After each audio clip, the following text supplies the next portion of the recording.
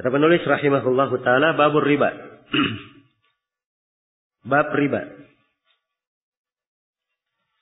Di dalam bab riba ini ada 10 pembahasan yang kita garis bawahi. Yang pertama, definisi riba. Ar-riba secara bahasa adalah az-ziyadah, bermakna tambahan. Nah, dan secara syar'i riba itu adalah tambahan yang terjadi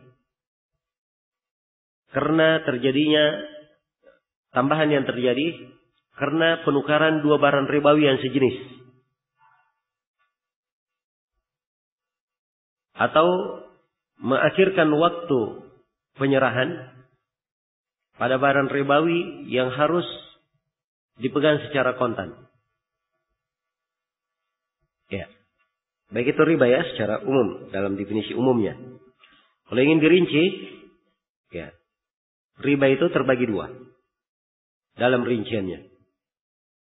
Nah,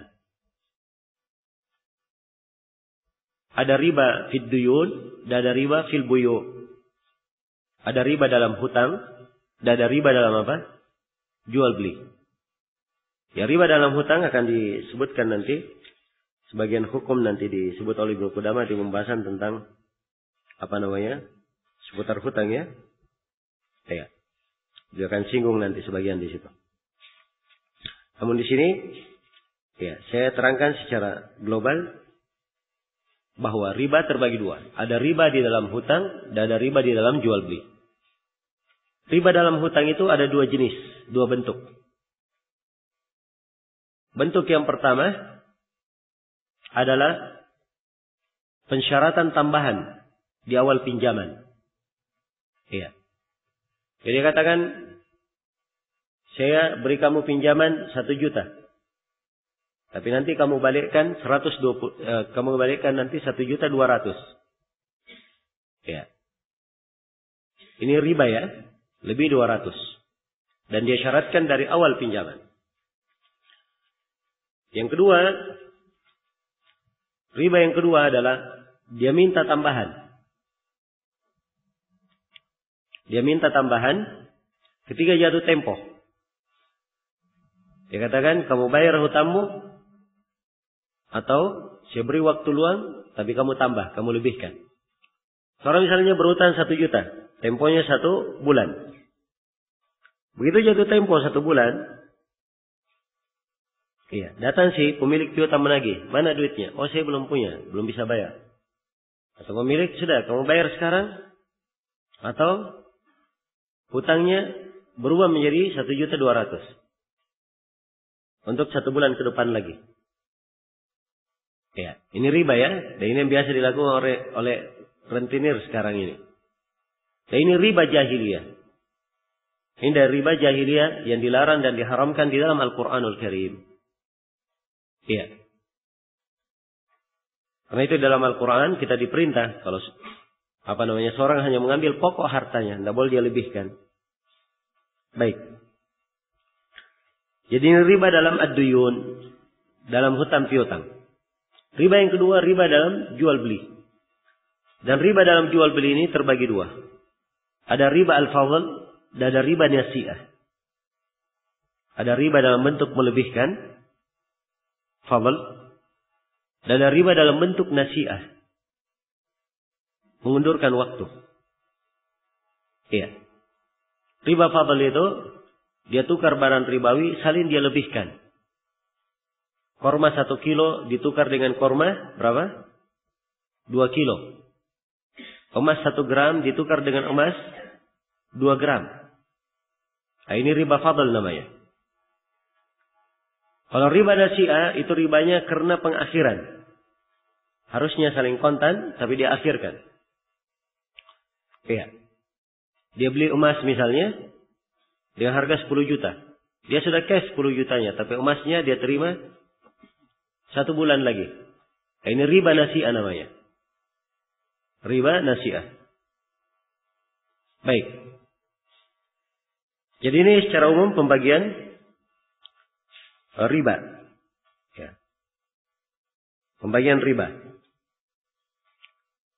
Pokoknya dan pembahasannya disebutkan oleh Ibnu Qudamah di sini. Mula-mula Ibnu Qudamah membawakan satu hadits yang menjadi landasan pembahasan riba.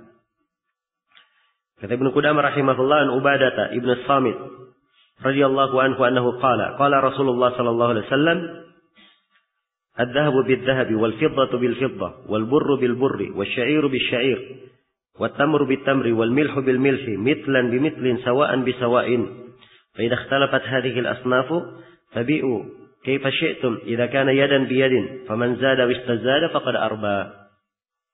Ya, ini hadits Ubadah bin Samit ya di Sahih Muslim. Dari Ubadah bin Samit radhiyallahu anhu, beliau berkata Rasulullah sallallahu alaihi wasallam bersabda, emas dengan emas, ad-dhahab bid-dhahab, wal fiddah bil fiddah, perak ditukar dengan perak, wal bur bil bur, gandum ditukar dengan gandum, wasyair bisyair, syair ini jenis gandum ya, orang sebut jelai, ya. Syair ditukar dengan syair, wat tamru bit tamri, korma ditukar dengan korma, wal milhu bil milhi, ya, garam ditukar dengan garam. Mithlan bimislin, harus semisal dengan semisal. Sawaan bisawain, harus sama dengan sama. Iya. Baik. Kemudian di riwayat lain ada tambahannya, fa idza ikhtalafat hadhihi al-asnaf, apabila ya, barang-barang ini berbeda jenisnya, fabi'u kaifa syi'tum, silahkan kalian menjual sesuai dengan kehendak kalian. Idza kana yadan biyadin, apabila itu tangan dengan tangan, maksudnya saling kontan. Faman zada wistazada faqad arba, siapa yang menambah atau minta ditambah, maka dia telah berbuat riba. Siapa yang menambah atau minta ditambah, maka dia telah berbuat apa? Dia telah berbuat riba. Baik. Ini hadits yang agung ya, pokok pembahasan riba. Di dalam hadits ini disebutkan oleh Nabi 6 jenis barang. Karena jenis barang ini yang disebut dengan nama barang ribawi. Kenapa dikatakan ribawi? Karena berlaku padanya hukum-hukum riba. Nah itu maksudnya. Jadi istilah barang ribawi, yaitu barang yang berlaku padanya apa? Hukum-hukum riba. Disebut barang ribawi. Jadi 6 barang disebut di dalam hadits ini. Yang pertama emas, yang kedua perak, yang ketiga gandum, yang keempat syair, yang kelima korma, dan yang keenam garam. 6 barang. Ya, pertanyaan muncul, apakah barang ribawi terbatas pada 6 barang ini? Ya, jumhurul ulama berpendapat tidak terbatas pada 6. Bahkan 6 barang ini adalah percontohan. Segala barang yang mirip dengan 6 ini, maka dia dihitung juga sebagai barang ribawi. Karena itu datang dalam sebagian riwayat tidak dibahasakan dengan 6 barang ini. Di sebagian riwayat dikatakan at-ta'am bit-ta'am, makanan dengan makanan. Dan kata makanan lebih umum. Kata makanan lebih umum. Iya. Jelas ya? Jadi yang benarnya bahwa iya, barang ribawi tidak terbatas pada 6 barang ini saja. Semua barang yang semisal dengan 6 ini adalah dihitung barang ribawi. Iya. Baik. Kalau kita sudah sampai kepada kesimpulan bahwa barang ribawi tidak terbatas pada 6 barang ini, sekarang ada pertanyaan berikutnya. Bagaimana cara menentukan barang-barang ribawi, suatu barang bahwa dia teranggap sebagai barang ribawi?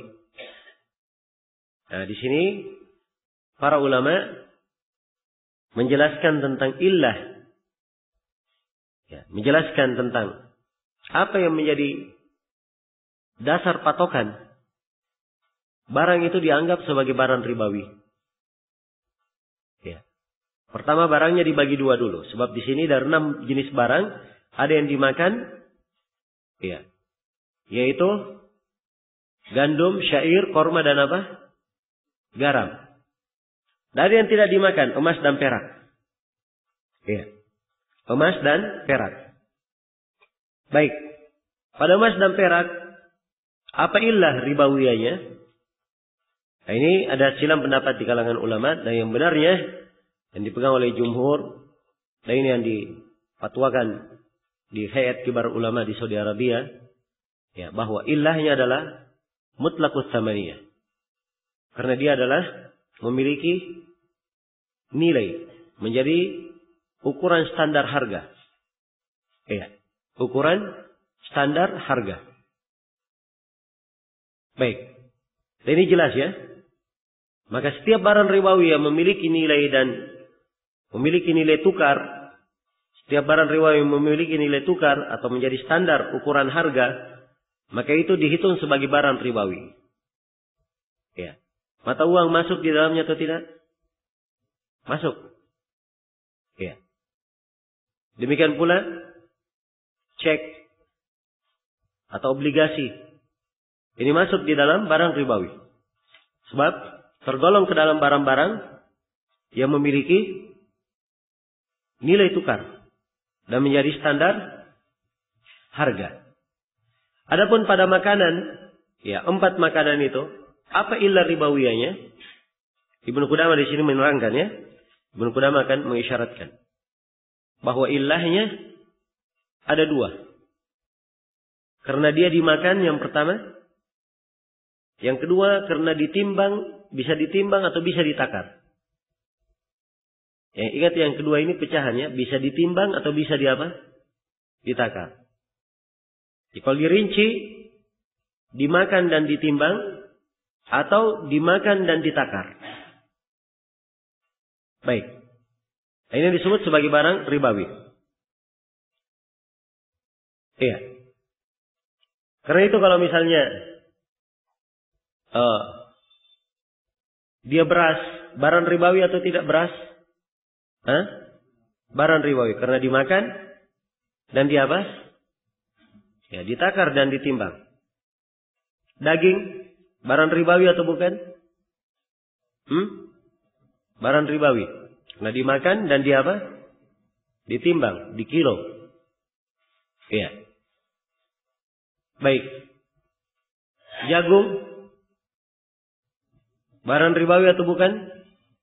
Barang ribawi. Karena dia dimakan dan ditimbang atau bisa ditakar. Iya.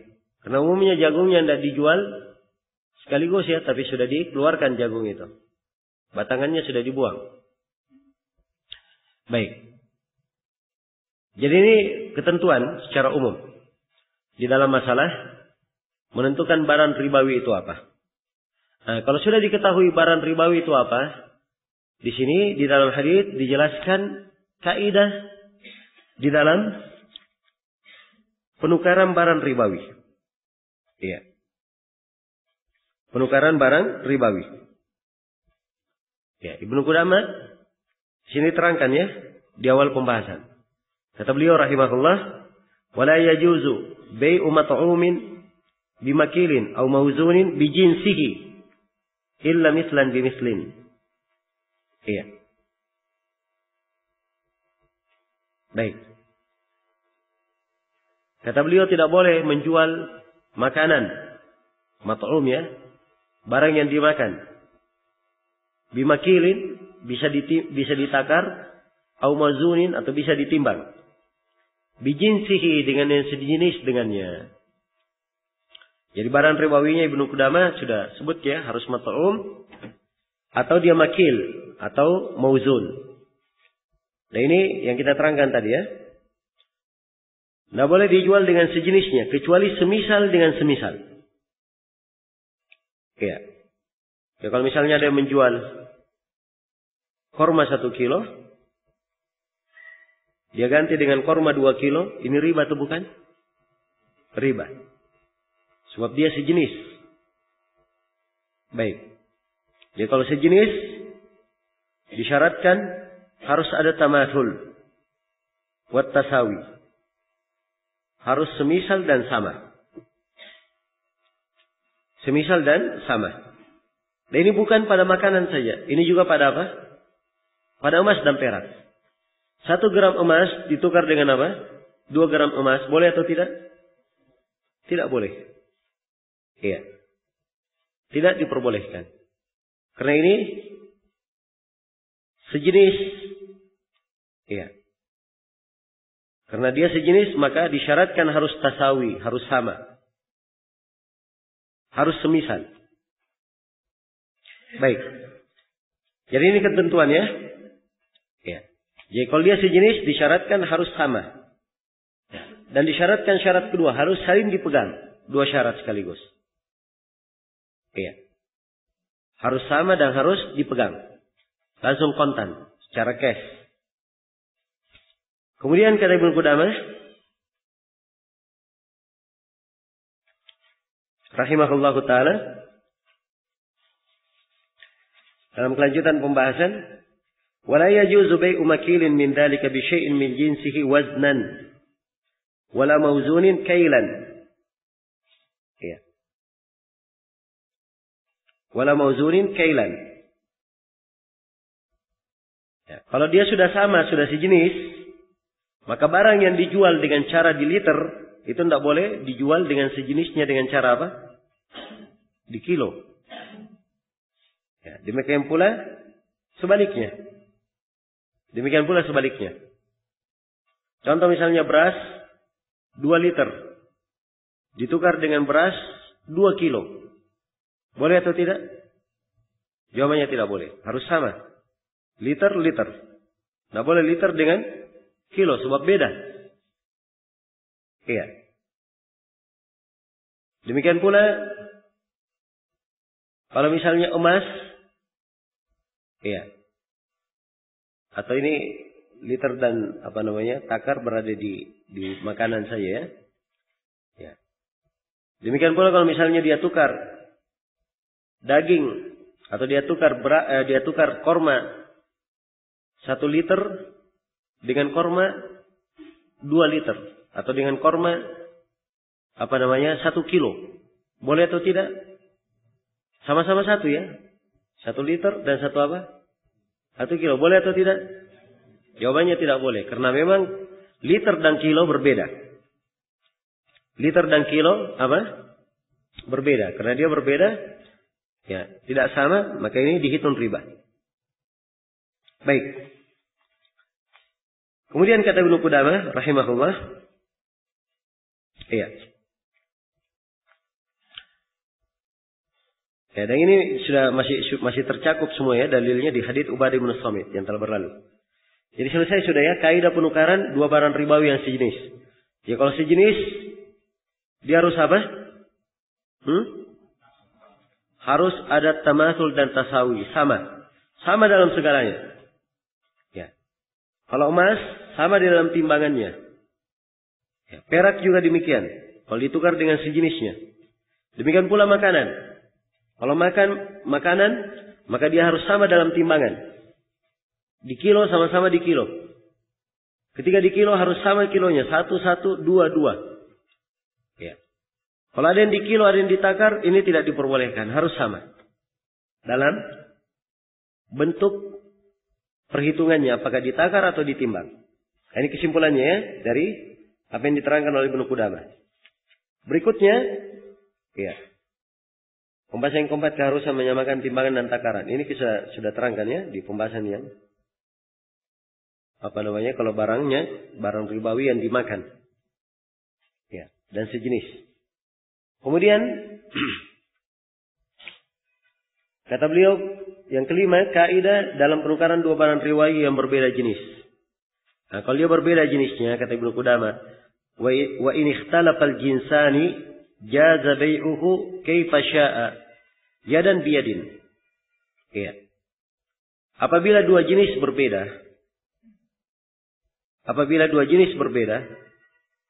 maka boleh untuk dia jual. Bagaimanapun bentuknya, yang penting harus saling kontan. Nah, di sini kaidahnya kalau barang ribawi berbeda jenis, maka di dalam penukarannya, ya hanya disyaratkan satu syarat. Harus saling kontan saja. Harus saling kontan. Jelas ya? Ya, adapun samanya tidak harus sama. Korma misalnya 2 kilo ditukar dengan garam 10 kilo, boleh atau tidak? Jawabannya boleh. Ya. Sebab dia dua barang ribawi berbeda jenisnya. Hanya saja ketika terjadi penukaran, tidak boleh dia kasih kormanya 2 kilo, garamnya diambil 10 hari lagi, tidak boleh. Tapi harus cash, kontan. Dia bawa korma 2 kilo, terima garam berapa? 10 kilo. Demikian pula emas. Emas 10 gram, ya, dibayar dengan duit 5 juta. Boleh atau tidak? Ya, boleh saja. Tapi disyaratkan harus cash. Ya, kalau dia bayar 10 juta, tapi emasnya diambil 5 hari lagi, boleh atau tidak? Tidak boleh. Ini masuk ke dalam riba apa? Riba nasi'ah. Masuk ke dalam riba nasi'ah. Baik. Karena riba nasi'ah itu dalam dalam pengakhiran waktu. Iya. Kalau dia beli beras misalnya, 1 karung 25 kilo, ya. Dia beli beras 25 kilo dengan harga 200 ribu. Dia sudah bayar 200 ribunya. Berasnya diterima 5 hari lagi. Boleh atau tidak? Hah? Ya. Ada 2 pendapat ya. Ya, di kalangan yang hadir 2 pendapat. Ya. Di sini boleh ya. Ya. Berbeda jenis dan berbeda illah. Berbeda ilahnya. Karena itu ada satu lagi kesimpulan yang harus saya masukkan di sini bersama dari kesimpulan Ibnu Qudamah. Jadi saya ulas. Ya, dari 6 barang ribawi tadi kan dibagi 2 tadi kan? Iya. Ada dalam bentuk makanan dan selain makanan. Emas dan perak. Untuk emas dan perak ilahnya apa? Mutlaqus samaniyah. Mempunyai nilai tukar. Untuk makanan ilahnya apa? At-ta'am dan apa? Al-wazan atau al-kail. Karena dia dimakan, ditimbang atau ditakar. Jadi ilah berbeda. Jenisnya memang sudah berbeda. Jenis. Jelas ya? Baik. Jadi kaidahnya begini. Yang pertama. Kalau barang ribawi. Sama jenis dan ilahnya. Barang ribawi. Sama jenis dan ilahnya. Maka di dalam penukarannya disyaratkan 2 syarat. Syarat yang pertama. Harus apa? Harus taqabud. Kontan. Syarat yang kedua apa? Harus ada at-tamathul. Kesamaan. Iya. Harus sama nilainya. Ini 2. Kaidah yang kedua. Iya. Kalau barang ribawi. Berbeda jenisnya. Tapi sama ilahnya. Ingat ya. Berbeda jenis tapi apa? Sama ilahnya. Di dalam penukarannya disyaratkan apa? Disyaratkan berapa syarat? Disyaratkan 1 syarat saja. Harus apa? Harus cash, kontan. Ini kaidah yang kedua. Kaidah yang ketiga. Bila 2 barang ribawi. Berbeda jenis dan ilahnya. Ketika terjadi penukaran. Apa yang disyaratkan? Tidak ada syarat sama sekali. Ini boleh ya. Sebab dia barang ribawi berbeda jenis dan apa? Ilahnya. Ya. Kemudian yang keempat. Kalau barang ribawi ditukar dengan selain barang ribawi. Iya. Ada syarat di sini? Sama, tidak ada syaratnya. Ya. Seorang beli telur. Telur barang ribawi itu bukan? Bukan barang ribawi. Jelas ya? Walaupun dia dimakan, tapi telur tidak tidak ditimbang dan tidak diliter. Ya, kalau sekarang di kilo itu hitungannya orang sekarang ya. Yang dianggap dia dihitung. Dulu telur dihitung 1, 2, dihitung per biji. Ya. Kalau ada yang timbang sekarang itu tidak dianggap. Itu baru terjadi ya. Dulunya tidak dianggap. Baik. Demikian pula kelapa. Kelapa dia apa? Dihitung. Ya, saya beli telur misalnya, saya bayar 10 juta, saya terima telurnya. Ya, secara bertahap selama setahun, boleh atau tidak? Ya, boleh saja. Sebab ini barang ribawi ditukar dengan apa? Uang barang ribawi, telur bukan barang ribawi. Terjadi penukaran, tidak ada syarat sama sekali. Ya, boleh dilebihkan dan boleh tidak cash, boleh beransur.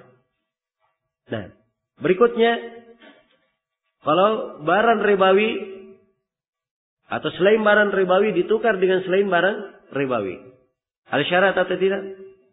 Jawabannya tidak ada syarat. Baik, ini kaidah-kaidahnya ya.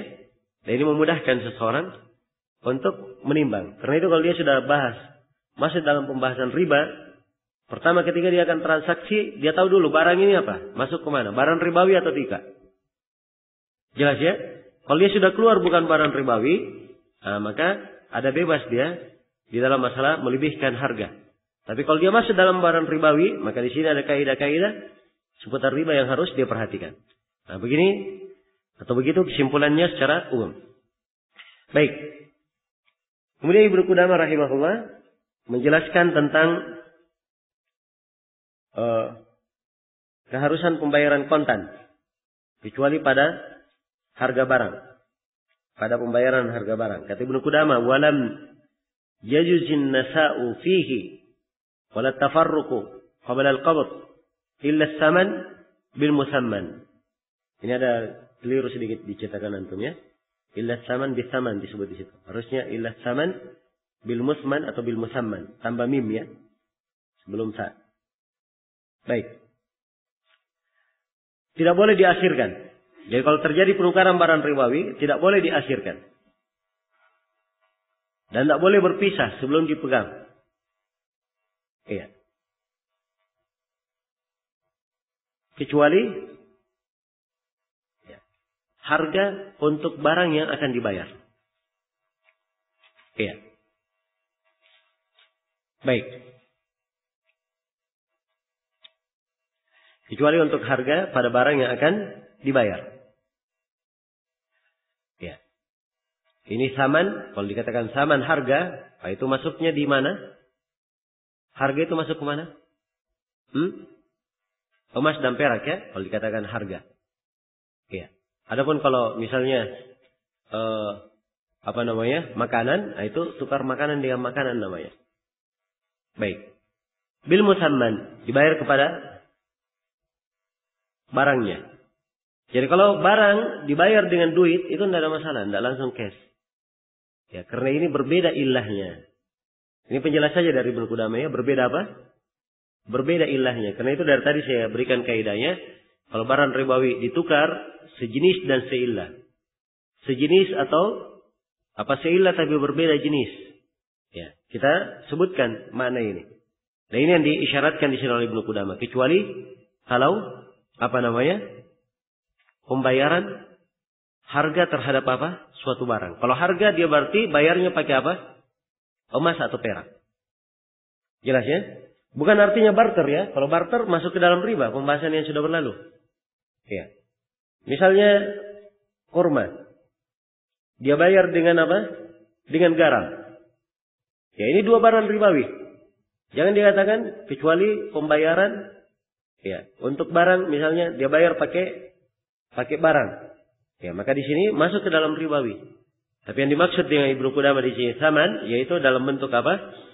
Emas dan perak. Beda jenisnya dan beda ilahnya. Iya. Baik, selesai. Kemudian Ibnu Qudamah memberikan ketentuan-ketentuan umum di dalam ukuran barang ribawi yang dianggap sejenis. Kata beliau, wa kullu syai'aini ya jama'ahuma ismun khasun fahuma jinsun wahid.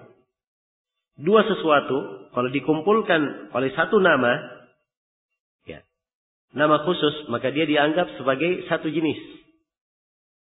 Dianggap sebagai satu jenis. Ya, seperti misalnya gandum. Gandum itu banyak jenis ya. Ada gandum namanya albur, ada namanya hintah. Dan ada bur namanya al-juraiba. Ya. Korma juga, korma banyak nama. Ada korma sukari, ada korma ajwa, ada korma qasimi. ada korma al-khudari, dan selainnya dari nama-nama korma. Jadi sepanjang semuanya korma, korma semua namanya. Jelas ya, dianggap sejenis. Walaupun berbeda nama-namanya. Iya. Kata beliau, illa yakuna min aslaini mukhtalifaini, fa inna furu'al ajnasi ajnas. Iya. Wa in ittafaqat asma'uha kal adiqqah wal adhan. Nah. Kata beliau, kecuali kalau memang asalnya itu berbeda, maka cabang-cabang dari asal itu dihitung beberapa jenis. Walaupun namanya sama. Seperti tepung. Ya, tepung ini nama kan? Ada tepung beras, ada tepung gandum, ada tepung syair, tepung gula. Jadi tepung, penamaan, banyak barang di situ. Semuanya namanya apa? Tepung. Tapi karena asal tepung ini adalah apa? Adalah berbeda. Ada tepung beras. Beras beda dengan tepung gula. Beras dengan gula beda kan? Ya. Karena dia berbeda, maka dianggap jenisnya berbeda. Walaupun satu nama, semuanya dianggap tepung. Tapi dianggap jenis berbeda. Demikian pula minyak. Al-adahan, minyak. Iya. Karena dimaklumi ya, minyak itu ada minyak jagung. Ya.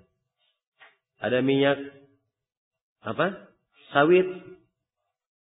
Ada minyak kelapa. Ya. Banyak bentuk minyak ya. Ya. Karena asalnya sawit, jagung, kelapa berbeda, maka minyaknya pun dihitung apa? Beberapa jenis. Baik. Ini contoh ya. Dan ini kaidah di dalam mengukur. Kaidah di dalam mengukurnya. Ya, kemudian Ibnu Qudamah terangkan hukum penukaran dua barang ribawi yang sejenis tapi kondisinya berbeda dalam kebasahan, kemurnian dan kematangan. Ya, dalam kematangan. Kata beliau, wala yajuzu bai'u ratabin minha biyabisin min jinsihi. Nah, boleh menjual barang ribawi itu, ya, makanan ribawi yang sejenis tapi berbeda dalam kebasahannya. Satunya rutab, satunya kering. Satunya basah, satunya kering. Korma misalnya kering, ditukar dengan korma rutab. Ini tidak boleh. Ya. Satu korma kering ditukar dengan 1 kilo korma kering, ditukar dengan 1 kilo rutab. Boleh atau tidak? Tidak boleh. Sebab ini basah, ini kering. Dan pasti hasilnya akan beda. Ya. Nah, ini sama dengan makna ada mutasawi. Tidak semisal. Dan ini terhitung sebagai riba. Jelas ya? Karena itu tidak diperbolehkan. Menukar antara yang basah dan yang kering. Demikian pula wala khalisuhu. Ya. Kata Ibnu Qudamah rahimahullah. Wala khalisihi bimasyubihi. Kalau di sini dicetakan kita. La khalisatin bimasyubatin. Boleh juga. Ya. Tidak boleh menukar yang khalis, yang murni dengan yang sudah bercampur. Iya. Sudah bercampur. Ini berlaku pada emas dan perak ya. Berlaku juga pada makanan. Ya. Kalau gulanya misalnya sudah bercampur dengan dengan beras, ya. Kemudian ditukar dengan gula murni, ini tidak boleh. Tidak dibolehkan. Sebab sudah bercampur. Demikian pula emas misalnya. Emas 24 karat ditukar dengan emas 8 karat. 18 karat. Boleh atau tidak? Sama-sama 1 gram. Boleh atau tidak? Jawabannya tidak boleh. Ya. Sebab 18 karat kemurniannya lebih kurang daripada apa? 24 karat. 24 karat lebih murni. Ya, sebab mereka bahasakan kalau murni itu 24 karat ya. Kalau bercampur logam lain itu macam-macam namanya. Kalau 18 karat ini sudah banyak campurannya. Jelas ya? Ya kalau ingin dia pastikan 18 karat, ya dia tukar, maka ini tidak boleh dia tukar langsung. Ya, dia jual dulu yang 18 karat, diambil duit, setelah itu dengan duit ini dia beli lagi emas berapa? 24 karat. Begitu caranya. Ataupun kalau langsung dia tukar, ini tidak diperbolehkan. Jelas ya? Walaupun sama timbangannya, tapi beda dari campurannya. Ada yang murni, ada yang tidak murni. Demikian pula kata Ibnu Qudamah, ya, wala ni'atin bimatbukhatin. Tidak boleh menukar yang matang dengan yang mentah dengan yang matang. Andai kata misalnya seorang menukar 1 kilo daging mentah dengan 1 kilo daging yang sudah dimasak, boleh atau tidak? Jawabannya tidak boleh. Sebab setelah dimasak, ini akan berkurang dagingnya. Ya. Akan lebih mengecil, banyak yang pergi bersama air. Ya. Ada terjadi perbedaan. Karena itu antara yang matang dan yang sudah dimasak dan belum dimasak, ini berbeda. Beras, kalau dia sudah dimasak, sudah menjadi nasi, ya. 1 kilo nasi itu akan lebih sedikit daripada 1 kilo beras. Ya. Jelas ya? Sebab beras 1 kilo kalau dimasak bisa menjadi 3 kilo nasi. Ya. Baik, karena itu begitu ditukar walaupun dia dikatakan sama 1 kilo, maka ini dianggap tidak sama. Karena itu disyaratkan ya, harus sama kondisinya.